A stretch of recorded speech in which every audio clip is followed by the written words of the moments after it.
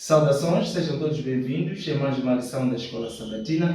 Você é o nosso convidado muito especial para juntos estudarmos a lição número 10, que tem como tema os últimos dias. E é sabido por todos nós que temos estudado com o nosso irmão Rogério. Irmão Rogério, seja bem-vindo mais uma vez. Muito obrigado, irmão Luís. Também deixo saudações aí em casa. Sejam mais uma vez bem-vindos à lição número 10. Esta lição é muito interessante, queridos irmãos. Convido que sentem aí para juntos debruçarmos dela. Pois é, ficou aí o convite. E se gosta dos vídeos que tem passado por aqui, então coloque aí o seu like, inscreva-se ainda não é inscrito no canal, ative também o sino de notificações, compartilhe este vídeo para que muitas pessoas possam ser alcançadas e estudarem junto conosco as lições da Escola Sabatina. Não esquece também de trazer os seus comentários. Vamos agora ler o nosso verso para memorizar, que encontra-se no livro de Marcos, capítulo 13, versos 26 até 27. Vou lendo. Assim diz a palavra do Senhor. Então verão o Filho do Homem vindo nas nuvens com grande poder e glória. E então ele enviará os anjos e reunirá os seus escolhidos dos quatro ventos da extremidade da terra até a extremidade do céu. Então nós vemos aqui na lição, mostra-nos os eventos de quê? Dos últimos dias. E vemos aqui o versículo a nos mostrar a volta do nosso Senhor Jesus Cristo. E nós sabemos, segundo aquilo que diz a palavra do Senhor, de que ele não virá sozinho, mas ele virá também com os seus anjos. Então, estamos aqui a falar dos últimos tempos, ou dos últimos dias. E muitas coisas antes que chegue esse último dia irão acontecer, mas a boa de todas as coisas é que nós já estamos a viver esses últimos dias. Agora, como é que devia ser então a vida do cristão nestes últimos dias, segundo aquilo que diz aqui o tema de sábado? Exato. Os últimos dias, na verdade, devem ser feitos da seguinte forma. Primeiro temos que buscar a Deus em espírito e em verdade, porque nós sabemos que existem vários tipos de adorações, vários tipos de adoração. Temos aí uma adoração falsa, que é uma adoração dedicada aos deuses, e também temos uma adoração vã, aquela que nós encontramos no livro de Marcos capítulo 7, versículos 6 a 7, que é adorar em Deus, não é? Com os lábios, enquanto que o nosso coração está longe. E depois disso temos a adoração verdadeira, aquela que nós encontramos naquela mulher samaritana, que diz o seguinte: a hora vem, aqueles que serão verdadeiros adoradores adorarão a Deus em espírito e em verdade. Agora, nesses últimos dias, nós temos que adorar a Deus em espírito e em verdade. Muito bem. Devemos adorar a Deus de espírito e em verdade. Em suma, nós teremos aqui os títulos que vão acompanhar-nos nesta lição número 10, e temos para o domingo 2 moedinhas na caixa de ofertas. Para a segunda-feira temos o título Não ficará pedra sobre pedra. Encontramos aqui na terça-feira a abominável da desolação. Temos para a quarta-feira a grande tribulação. E quinta-feira a vinda do Filho do Homem. E sexta-feira, o estudo adicional. Quando nós olhamos para aqui, Jesus nos alerta para o que vai acontecer, na verdade, onde? Nos últimos dias. E esses últimos dias são os dias em que nós estamos aqui a viver, segundo o que estava aqui a dizer o nosso irmão. Então, nós entendemos, segundo aquilo que diz o livro de Primeiros Escritos, a serva do Senhor diz que todo o céu estará vazio de quê? De anjos, enquanto voltar Jesus Cristo. Então, o céu, só para entendermos o quão é importante este evento da busca de quem? Dos filhos de Deus, aqueles que viveram segundo os mandamentos de Deus e foram fiéis e tiveram a fé de Cristo Jesus. Então, os anjos virão com o próprio Jesus para buscar os seus. Agora, quando isto for a acontecer, irmão Rogério, o que é que nós podemos entender quanto à questão daqueles que viveram dentro dos princípios de Deus, em detrimento daqueles que terão negado a mensagem do Evangelho, principalmente nos últimos dias? Exato. E é interessante porque antes da volta de Jesus Cristo, existem algumas profecias que vão se cumprir, não é? Primeiro é o próprio decreto dominical, não é? Porque existirá uma angústia qual nunca houve, não é? Isso vamos estudar ao longo da própria lição. E não só, quando nós vamos para o livro de Apocalipse,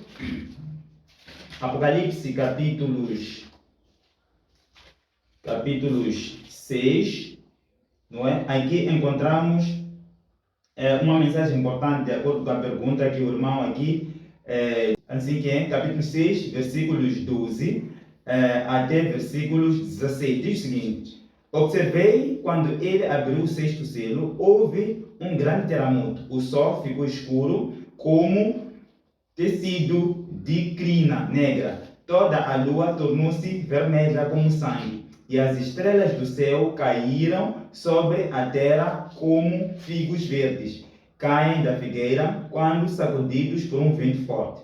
O céu se recolheu como se enrola um pergaminho, e todas as montanhas e ilhas foram removidas de seus lugares. Versículos 15. Então os reis da terra, os príncipes, os grandes generais, os ricos, os poderosos, todos os escravos e livres se esconderam em cavernas e entre as rochas das montanhas. Eles gritavam às montanhas e às rochas: caiam sobre nós e escondam-nos da face daquele que está assentado no trono e da ira do Cordeiro. Olha só, querido irmão Luiz, o que aqui está acontecendo? Aqueles que na verdade não terão se preparado, não é? Cairão em desespero. Que vão dizer essas palavras: caiam que sobre nós e vamos nos esconder aquele que vem com quem? Com a sua ira. Mas aqueles que se prepararam, o que vai acontecer com eles? Eles vão cantar hosanas nas alturas, porque a sua bonança chegou. Não é? Aquele que aguardavam, eles vão ver ele a ver com glória, e eles serão levados para os céus, que vão viver durante 1000 anos, e depois voltarão para a nova terra, que viverão eternamente com ele. Eternamente com ele. Exato. Nós vemos aqui duas moedinhas na caixa das ofertas. Então, nós encontramos aqui um exemplo de uma viúva que apareceu diante daqueles baús para fazer a sua oferta. E aí, tendo em conta que a oferta tinha que ser feita de coração, nós encontramos homens ricos a trazerem o quê? As ofertas muito grandes. Porém, eles faziam não com humildade, não por agradecimento, não por sacrifício. Mas as escrituras nos mostram que eles, na verdade, tiravam aquelas ofertas para serem vistos, que eles tiram muito. Mas não era nenhum sacrifício que se passava no seu coração. Mas diante disso, aparece esta mulher viúva com duas moedas, que era, na verdade, calculado em um valor muito reduzido. Mas, porque ela sabia que a obra seria executada, mesmo sendo pouco, mas sendo com fé, então a obra iria avançar. Agora, nós temos aqui uma afirmação, não é? Uma visão do autor da lição, mostrando que mesmo quando nós encontramos uma situação em que no lugar onde nós tiramos as ofertas, até assim receberíamos as bênçãos por nós estamos a tirar essas ofertas. Será que aplica-se mesmo na realidade? Sim. Porque na verdade sim, aplica-se por uma simples razão.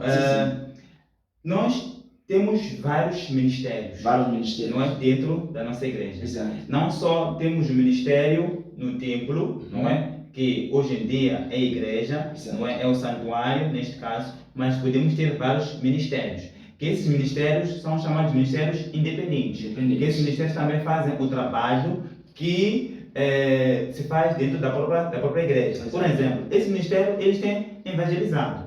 Vamos ver, não é? Eles podem usar os dízimos, não é, para a compra do quê? Dos livros, para a promoção da pregação do Evangelho. Tal como acontece com os pastores, não é? Que eles, o trabalho deles é um trabalho evangelístico. Vamos ver, não é? Assim como se recebe o valor, os pastores também devem continuar com o mesmo trabalho evangelístico. Vamos ver, não é? Agora, esse ministério também deve continuar a fazer o quê? O mesmo trabalho. Agora, queridos irmãos, é uma coisa muito importante aqui que eu gostaria de deixar. Na verdade, nós, mesmo sabendo que o nosso dízimo está sendo usado ou aplicado, não é? De uma forma errada, tem que sempre existir aquilo que nós chamamos de quê? De mantimento na casa de quê? Na casa do Senhor, do tesouro. Tendo em conta que a casa do tesouro é todo o sítio onde se prega a mensagem presente. Exatamente. É nesse sentido, eu quero também deixar bem claro que, na verdade, na casa do tesouro não é simplesmente aonde? Na igreja, pode ser em vários campos, em vários lugares onde há pregação do quê? Do próprio evangelho. Então, aqui, nesta pobre mulher, não é? Olha só, ela tirou tudo o que ela tinha. Então, nós também temos que tirar tudo que nós temos. Não estamos a dizer aqui em termos de valores, não. Estamos a falar de sacrifício. Sacrificamos aqui ao próprio Deus. Porque as pessoas hoje em dia costumam se mostrar por causa da ganância que eu tenho. Eu estou a tirar para que todos consigam ver que, na verdade, eu tenho. Estão a perceber, não é? Então, isso, na verdade, não é adorar a Deus. Então, nós devemos tirar de coração. Então, amigo e irmão que tem vontade de tirar as ofertas, então nós aprendemos aqui que existe um pecado que pode ser espalhado por todo lado, onde por causa de ver uma liderança que não está a seguir os trâmites legais trazidos por Deus em questões da mordomia cristã, então nós não podemos fazer o quê? Reter o quê? Os dízimos e as ofertas. Isso é pecado diante dos olhos de Deus. Então eles devem ser aplicados devidamente. Então, para quê? Para que o evangelho possa avançar. Então, existem coisas que nós podemos aplicar, os dízimos e as ofertas, para que o evangelho possa avançar, mas nunca podemos reter as nossas ofertas. Então, nós devemos ter esse conhecimento. Vemos também que quando Jesus esteve com os primeiros discípulos, né? Ele depois de ter contemplado o templo que era tão elegante, tão bonito, então quando eles apresentam a Jesus Cristo, dizem: olha Jesus, vê como todas essas coisas estão. Isto está totalmente bonito, pois que fizeram mesmo para o seu Deus. Então Jesus começa a relatar as coisas que iriam acontecer e ainda diz claramente que não ficará aqui pedra sobre pedra. Então, eles ouviram essas palavras de Jesus Cristo e eles entenderam não só que iria ser destruído o templo, mas eles perguntaram também sobre a volta de Jesus Cristo. Vamos juntos para o livro de Mateus, capítulo 24. Logo no início, nós encontramos esta conversa que os discípulos tiveram com o seu mestre Jesus Cristo. E nós também devemos entender nessas duas vertentes. Mateus 24, logo no início, nos diz assim a palavra do Senhor: e quando Jesus ia saindo do templo, aproximaram-se dele os seus discípulos para lhe mostrar a estrutura do templo. Jesus, porém, lhes disse: não vedes tudo isto?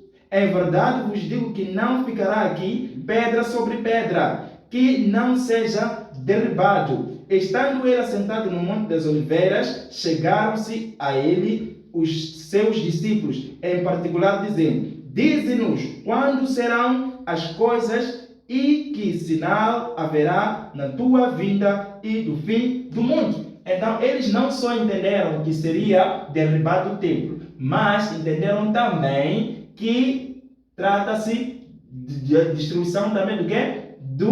Da própria terra. Então, eles entenderam que seria a volta de Jesus Cristo. Agora, como é que esses discípulos se sentiram quando ouviram Jesus falando da destruição, quer seja do templo, assim entenderam também da destruição deste mundo? Será que eles se alegraram? Não, ficaram surpresos, não é? Porque, na verdade, era a última semana, não é, de Jesus Cristo na Terra, não é? Era uma das últimas semanas de Jesus Cristo na Terra. Aqui percebe que os discípulos ficaram surpresos e o próprio Jesus Cristo, ele continuou, não é? A dizer, porque ele depois começou a mostrar o que depois ia acontecer, não é? Porque os próprios discípulos, eles não entendiam, na verdade, por que Jesus estava a dizer aquelas palavras naquele preciso momento. Aqui encontramos palavras muito duras, não é? Para os próprios discípulos. Imagine alguém te dizer uma coisa que você não está à espera de receber. Foi exatamente o que os discípulos, eles pensaram: não estamos à espera dessa palavra, não é? Por Jesus Cristo está a dizer essas palavras, não é? Então, eles começaram e tentar saber mais daquilo que Jesus Cristo disse anteriormente. Não é por razão que depois começou a contar tudo Todas isso, as coisas. todas as coisas Exato. no próprio desenrolar do capítulo 24. Muito bem. Então, quando Jesus relata todos esses eventos, no versículo 14, ele diz que este evangelho do reino deve ser pregado a todas as nações, a todo mundo, em todas as línguas. Então, mesmo assim, nós encontramos o quê? Os discípulos, Jesus explicando o que é que lhes iria acontecer. Ele disse que eles seriam levados para os tribunais, seriam aceitados, até seriam mortos, seriam aprisionados.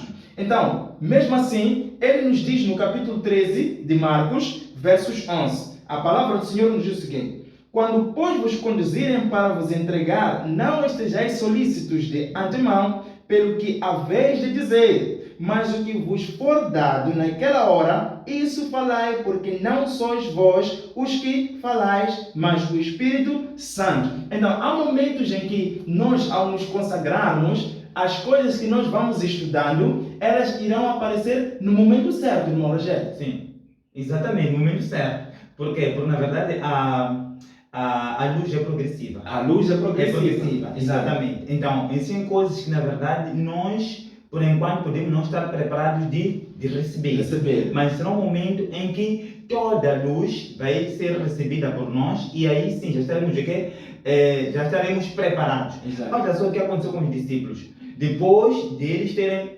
percebido que, na verdade, aquilo que Jesus Cristo disse, não é, há anos atrás, ele estava a dizer neste momento. Exato. Porque depois da ida do próprio Jesus Cristo, da ascensão de Jesus para os céus, o que aconteceu com os próprios discípulos? Eles começaram a continuar com a pregação do Evangelho. E olha só o trágico, não é, de tudo isto. Eles foram mortos, muitos deles, não é? Foram mortos. E de que forma?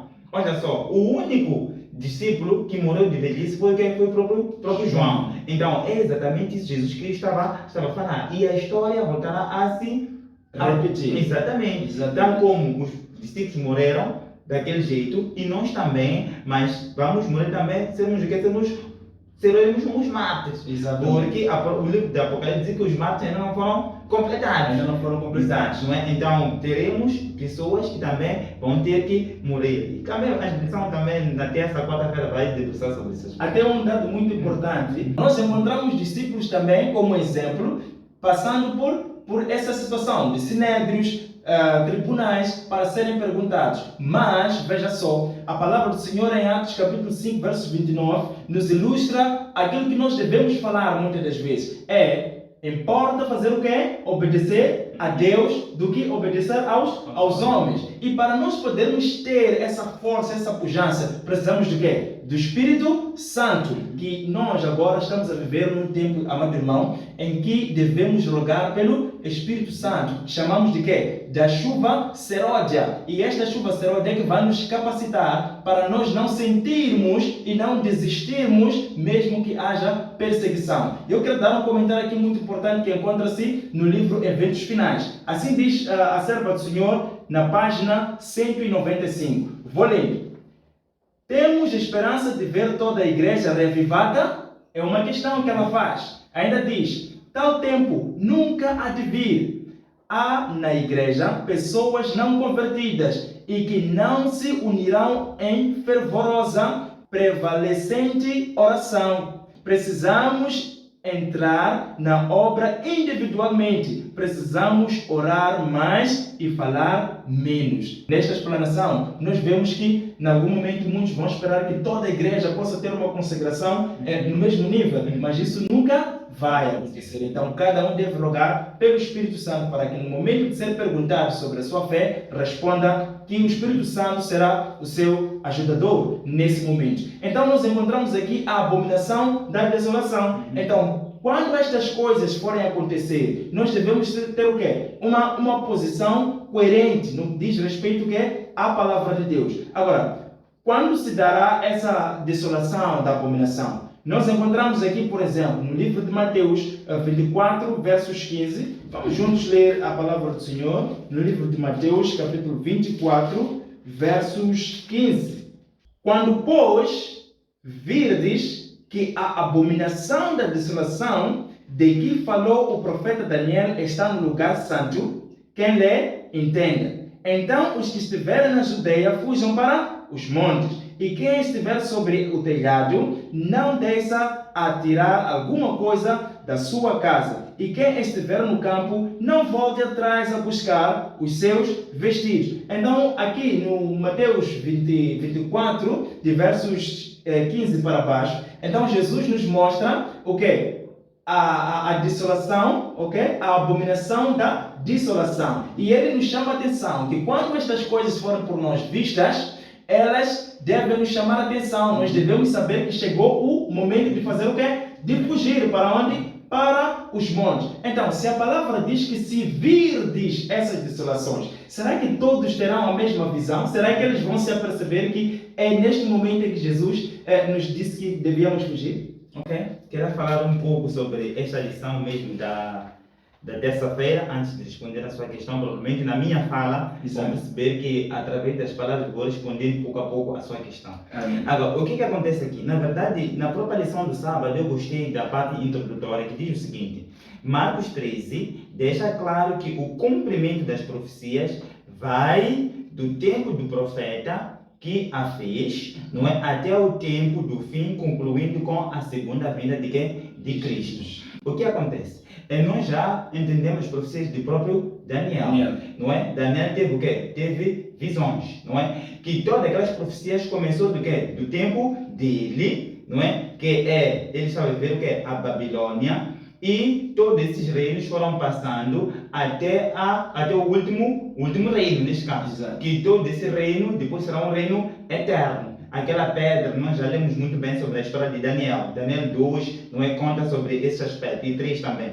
Agora, um outro aspecto também. Nós temos o Apocalipse 17. O que acontece com o Apocalipse 17? Nós temos lá o primeiro reino. Muitas das vezes nós nos equivocamos aqui em pensar que os eventos começam antes, não é, do próprio reino, não é? Ou do reino reinante, posso assim dizer, não é? Porque muitas das pessoas nós pegamos o quê? O Egito, pegamos a Síria, e não é isso que o Apocalipse nos diz. Nos tempos de João, quem era que estava a governar, ou qual é o reino que estava a governar? Era o Império Romano, está a perceber, não é? É o que aqui gosto de deixar bem claro. Por essa razão que mesmo esse Marcos 13 deixa bem claro que primeiro começa com o quê? Com o tempo do profeta, que aqui era o próprio Jesus Cristo naquele tempo, não é? E depois ele começa já a falar da abominação da desolação, que nós encontramos com a queda, não é, do próprio templo de Jerusalém. Aqui encontramos dois aspectos, não é?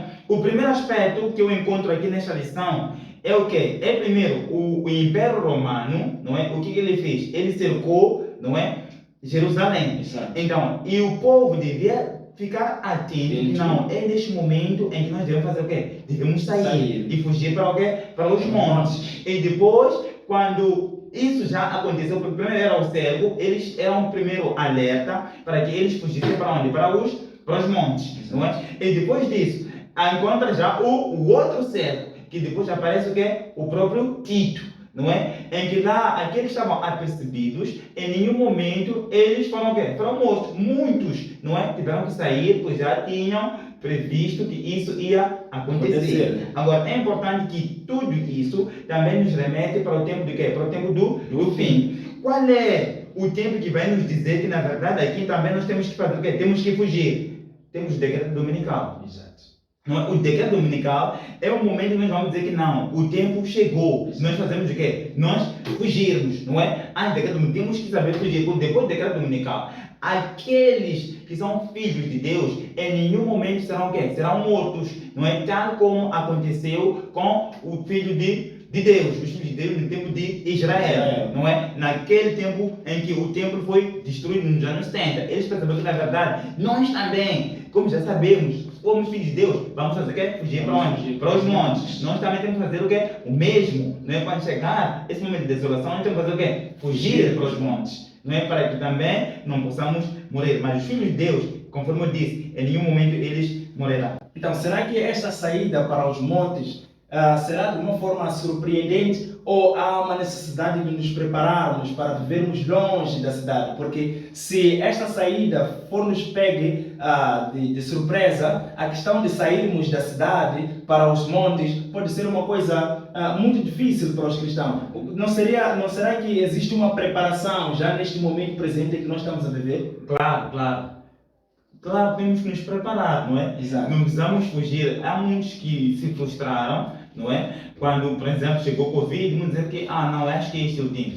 Fugiram, foram para a cidade ou foram para o campo, e, não é? E depois chegaram lá, chegaram a se preparar e depois eles fizeram o quê? A igreja teve que ficar manchada por causa disso, não é? Nós já vemos várias pessoas a saírem das cidades sem o devido preparo. Agora, há necessidade de nós nos prepararmos antes de vivermos onde? No campo, No neste campo. caso. Exato. Então, para quem não está atento, segundo aquilo que diz Mateus 24:15, quando diz que se virdes, porque muitos não verão, eles não vão se aperceber de que este é o tempo de quê? De sair. Irmãos, sabem o que na verdade aconteceu com o povo que não saiu?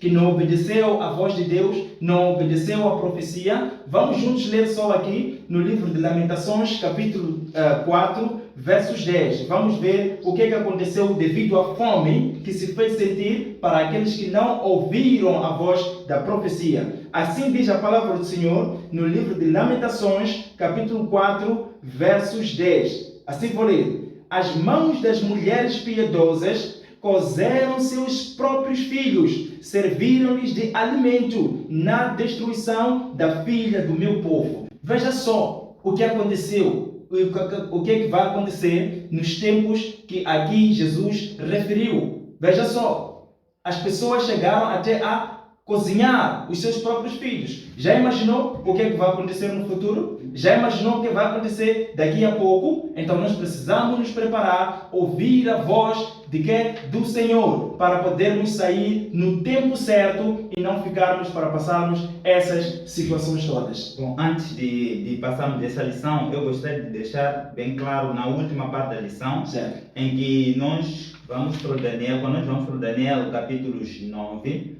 versículos 26 e 27, aqui diz o seguinte: depois das 62 semanas, o ungido será morto, e já não haverá lugar para ele. A cidade e o lugar santo serão destruídos pelo povo do governante que virá. O fim virá como uma inundação, guerras continuarão até o fim e desolações foram decretadas. O que acontece? Nós sabemos que a profecia, não é, das 70 semanas, não é, inicia em 457, não é, depois dos decretos, quando nós vamos para o livro de Esdras, capítulo 6, não é, ali encontramos os 3 decretos, não é, o decreto de Ciro, depois de Dario, depois do Artaxerxes, em que lá já no último decreto é que se cumpriu o quê? A reconstrução do templo, que foi concluído. Agora, depois daí, aqui encontramos que nos anos 27, o que aconteceu com este Messias ungido, não é? Ele seria ungido, não é? Ele seria batizado, isso no ano 27. E depois temos os 3 anos e meio em que este Messias, ele seria o quê? Seria morto.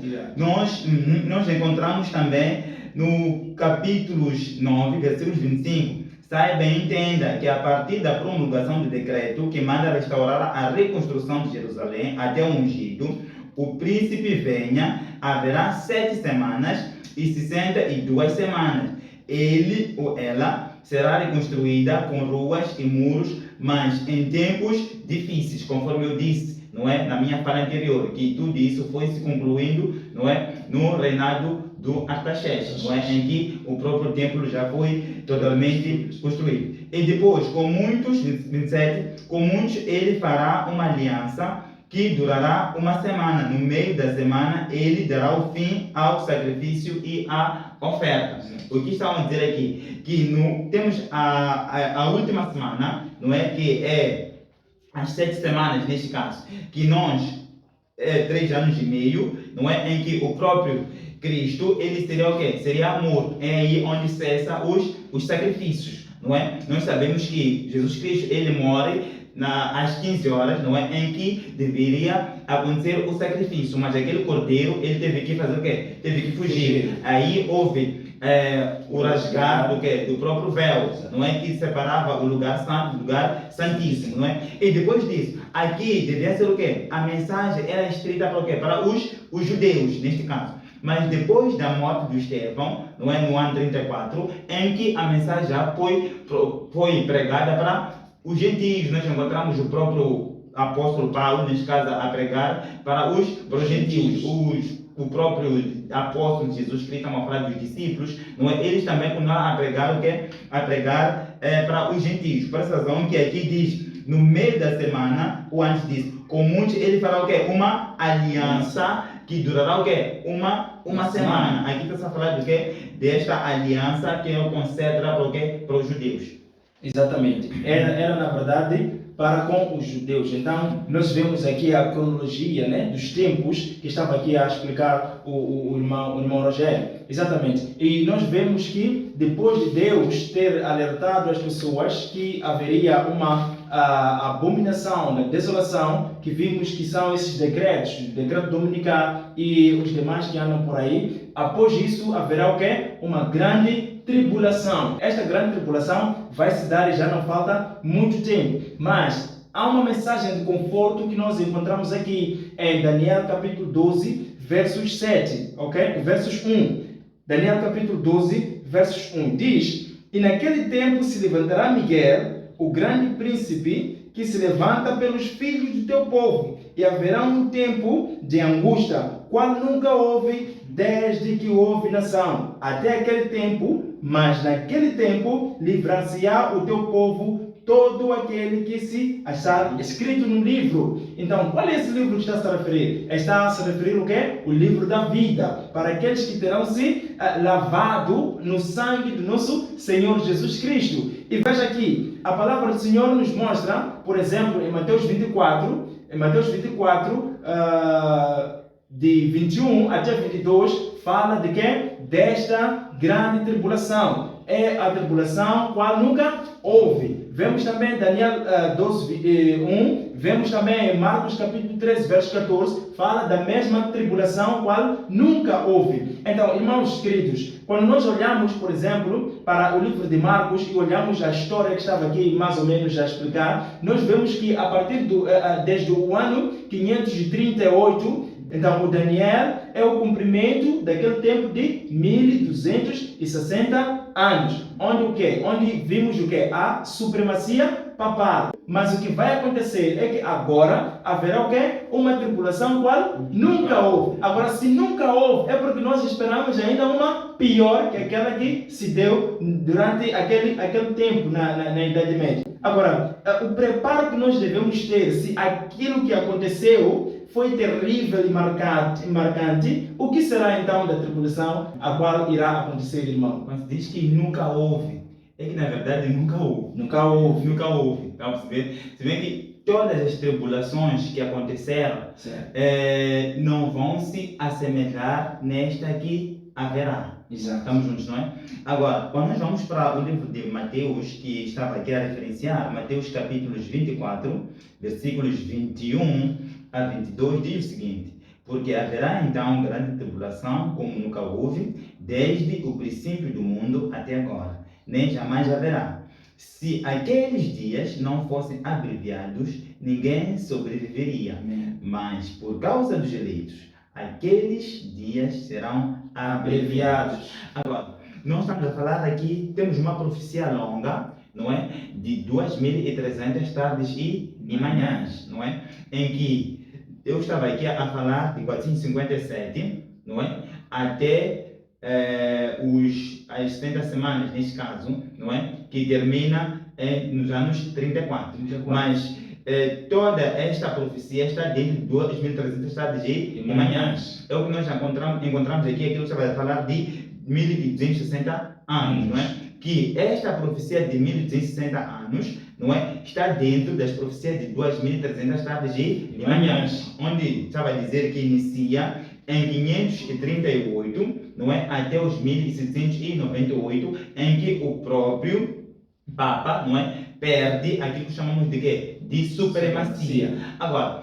queridos, no 1929, o que terá acontecido? Significa que o próprio Papa, houve um tratado aqui de Latrão, não é? Em que o próprio Benedito Mussolini, ele teve que entregar, não é, as terras que pertenciam ao próprio Vaticano. Foi neste momento em que significa que o próprio Vaticano ele está a recuperar o que é a sua supremacia, em que tudo o que aconteceu durante os 1260 anos voltará a acontecer de novo. Mas imaginem só, quando aqui se fala se esses dias não fossem abreviados, ninguém sobreviveria. Agora, o que aconteceu nos 1260 anos? Muitos foram mortos. Aqueles que negavam se submeter aos dogmas da Igreja Católica Romana, não é? Então, eles foram mortos, não é? Outros foram perseguidos, tiveram que fugir da sua zona de conforto. Mas aqui encontramos que é uma dupla aplicação. Quando nós vamos para o livro de Apocalipse, capítulos 13,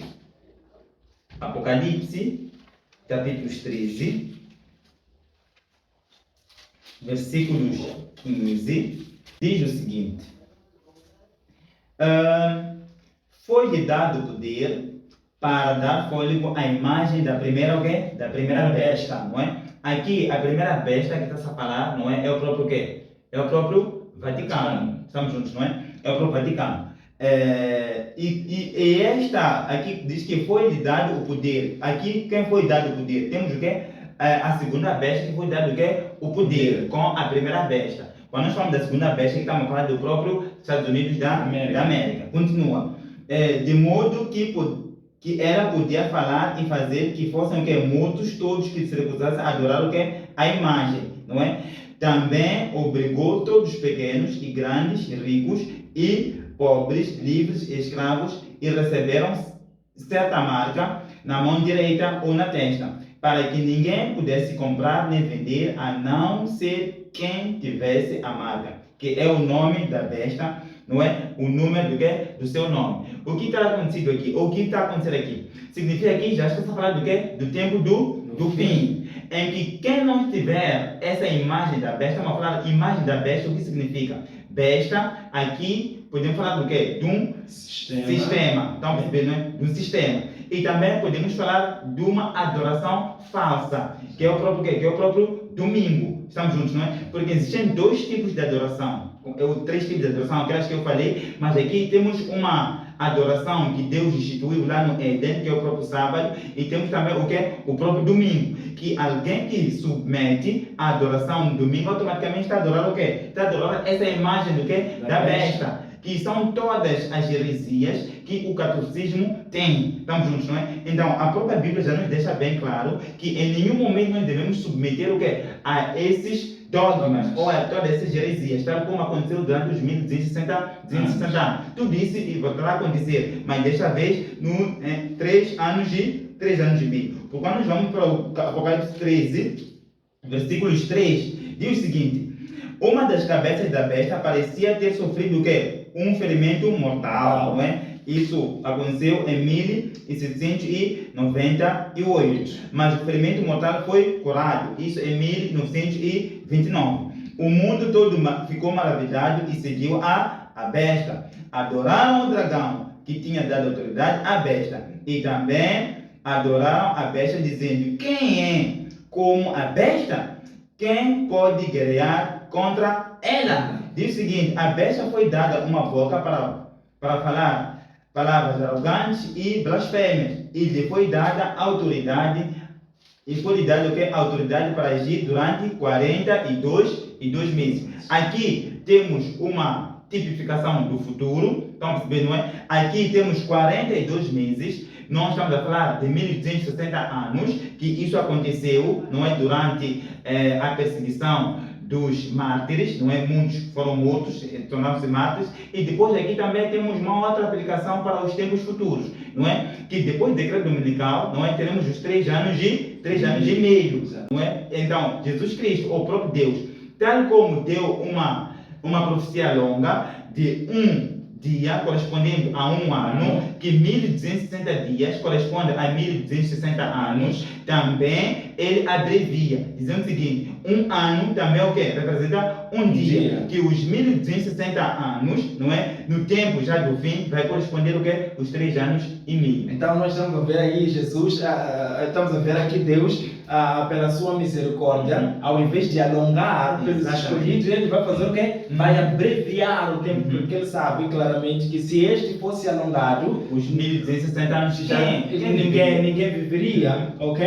Então, a profetisa do Senhor, ok? Diz aqui uma coisa muito importante no livro Grande Conflito, página 36.2. Assim diz a profetisa: a profecia do Salvador relativa aos juízos que deveriam cair sobre Jerusalém há de ter outro cumprimento, do qual aquela terrível desolação não foi senão tênue sombra.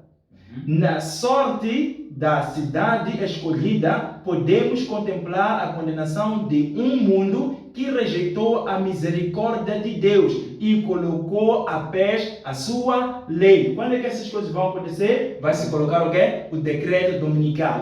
Quando esse decreto dominical for apoiado por todo mundo, então aí nós vemos o quê? A besta se colocando no lugar onde não deveria. Nós estamos a encontrar aqui uma adoração totalmente falsa. E todos aqueles, olha, irmãos que nos acompanham, nós encontramos aqui algumas congregações que até agora estão firmes na adoração no dia sexto, que é sexta-feira. Alguns estão firmes no domingo, outros estão firmes no dia do sábado. Mas quando estas coisas acontecerem, é que todos estes, da sexta, da quinta, da quarta, de domingo, estas coisas, quando forem acontecer, todos estarão unidos numa só forma de adoração. E o domingo será o dia em que todos irão adorar a besta. Mas nós temos um povo em que nunca vai abandonar a adoração verdadeira, que é o dia de quê? O dia do sábado. Então, o sábado é o dia do Senhor e será continuamente o dia do Senhor. Então, será que você está pronto mesmo a aceitar aquilo que Deus diz e não aquilo que os homens dizem? Então, fique firme. Sábado é dia do Senhor. Não abandone, porque a palavra de Deus nos conforta dizendo o quê?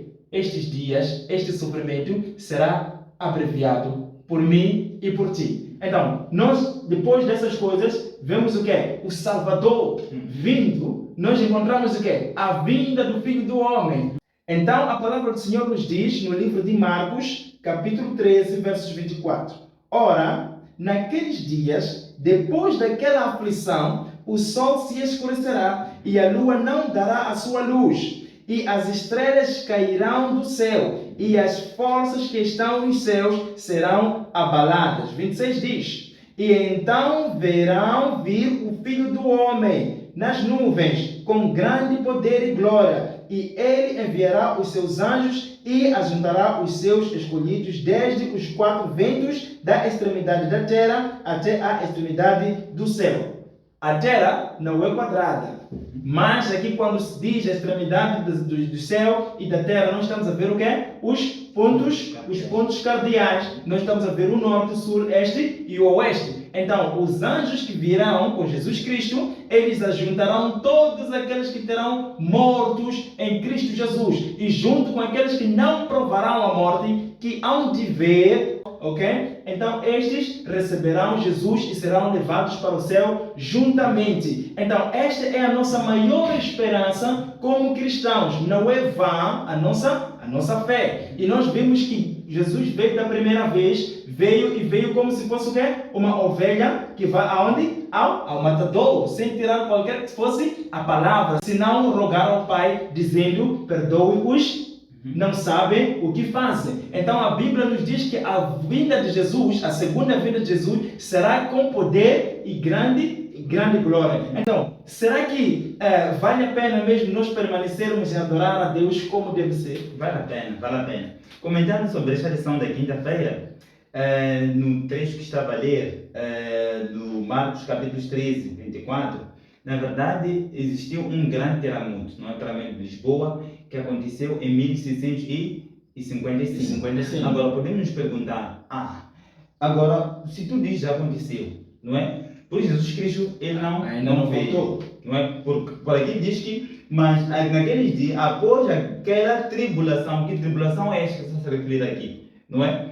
Porque se for uma tribulação de 1260 anos, Exato. não é? Essa grande tribulação, Jesus Cristo não veio, não é? Então, eu estou a dizer o seguinte, que as estrelas, não é? Caíram também em 1700 ou 1833, e não só. E depois temos o escurecimento do Sol em 1780, não é? Mas Jesus Cristo, ele não veio. Agora, eu gostaria que os irmãos repetissem comigo no livro de próprio Marcos, capítulo 3, versículos 30.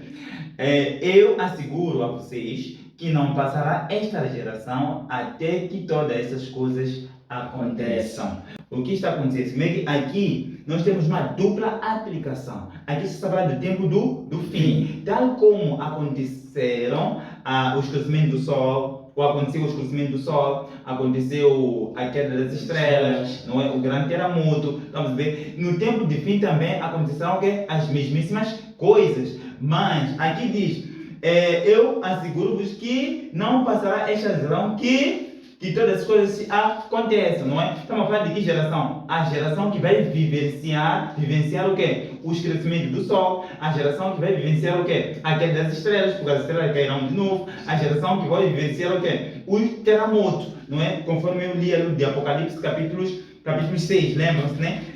O capítulos 6, sim, eu li, dos 7 selos, não é? Agora, tudo isso voltará a acontecer de novo. É aí onde nós vamos para o livro de Apocalipse, capítulo 1, versículo 7. Diz que eis que vem com as nuvens e todo olho o verá. Depois da grande tribulação, o que verá? O que verá depois? Não é? O que virá depois? A própria bonança, que é a volta do próprio Cristo Jesus.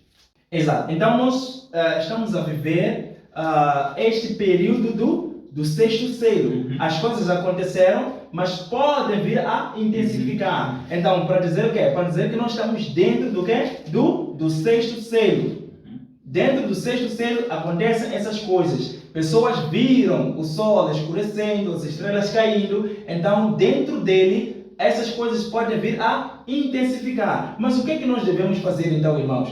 Preste atenção no que é que diz a palavra do Senhor em 1 Tessalonicenses, capítulo 4, versos 15. Para nós sabermos como nós devemos viver nos tempos em que conseguimos ver todas essas coisas. A palavra do Senhor diz em versos 15: Dizemos-vos, pois, isto pela palavra do Senhor, que nós os que ficarmos vivos para a vinda do Senhor, não precederemos os que dormem. Então, Paulo aqui, amados queridos, Paulo aqui, ele também tem a certeza de que viria Jesus voltar. Então nós também devemos viver na mesma esperança. Quando a palavra diz que não passará esta geração, então realmente nós devemos viver como se Deus ou como se Jesus voltasse quando? Daqui a pouco. Nunca devemos dormir. Esta é a forma que o cristão deve viver. Façai tudo quanto deves neste exato momento. Não deixe para amanhã. Você Então, pode fazer hoje. em meio a toda essa tribulação, com a promessa final da vinda de Jesus Cristo para libertar os seus, então, o que é que nós podemos dizer como últimas considerações aos nossos irmãos que nos acompanham? Exato. Na verdade, temos que viver uma vida de santidade, não é?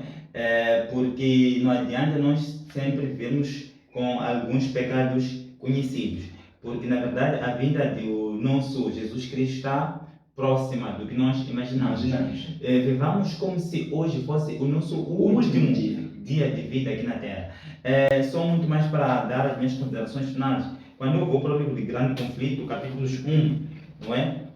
Aqui diz o seguinte, muito mais para terminar, diz que a destruição de Jerusalém constitui tremenda e solene advertência a todos os que estão tratando leviamente com os oferecimentos da graça divina e resistindo aos roubos da misericórdia de Deus. Jamais foi dado um testemunho mais decisivo do ódio do pecado por parte de Deus e do castigo certo que recairá sobre o culpado. A profecia do Salvador relativa aos juízos que deveriam cair sobre Jerusalém há de ter um outro cumprimento, do qual aquela terrível desolação não foi senão tênue sombra. Aquilo que o irmão deu aqui era muito mais para dar uma ênfase aqui. Diz o seguinte: na sorte da cidade escolhida podemos contemplar a condenação de um mundo que rejeitou a misericórdia de Deus e colocou a pés a sua lei. tenebrosos são os registros da miséria humana que a Terra tem testemunhado durante os seus longos séculos de crime. Ao contemplá-los, confrange-se o coração e o espírito desfalece. Terríveis têm sido os resultados da rejeição da autoridade do céu. Entretanto, cena ainda mais tenebrosa se apresenta nas revelações do futuro. O que aqui nós temos como chave principal? Queridos, tal como aconteceu na Idade Média, conforme eu disse, voltará a acontecer de novo. O que nós devemos ter em mente é sobre as profecias do próprio Deus. É claro que não existirá nenhuma outra profecia, não é? A não ser a volta do próprio Jesus Cristo. Mas o próprio Jesus nos diz que em nenhum momento fará uma outra coisa sem primeiro falar com quem? Com os seus profetas, não é? Então, nós temos que ficar atentos o que os profetas vão nos dizer. Mas, ademais, nós temos que saber que tipo de profeta nós nos asseguramos. É aquele profeta que está escrito onde? Aqui, nas Sagradas Escrituras. Não esses profetas que não para aí bajulando as pessoas. Muito bem. Se gostou deste vídeo, então coloque aí o seu like. Se ainda não é inscrito, inscreva-te no canal, ative o sininho de notificações, compartilhe este vídeo e também dê os seus comentários, que são muito importantes para que assim juntos estejamos ligados. Desta forma, queremos despedir-nos e dizer que o nosso encontro está marcado para a próxima. Fique bem e continue a estudar a lição da Escola Sabatina.